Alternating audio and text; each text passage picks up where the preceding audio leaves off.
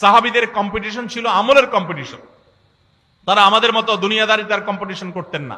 তাদের প্রতিযোগিতা ছিল কে কত বেশি নেকামল করে জান্নাতের দিকে অগ্রসর হবে।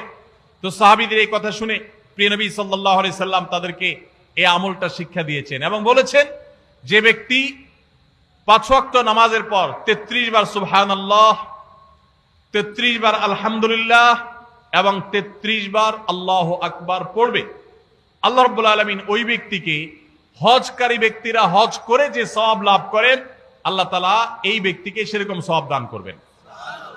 ধনী সাহাবীরা আর্থিক ইবাদত করে যে সওয়াব লাভ করেন, আল্লাহ তাআলা এই 5 ওয়াক্ত নামাজের পরে এই তাসবিহ পাঠকারীদেরকে একই রকম সওয়াব দান করবেন।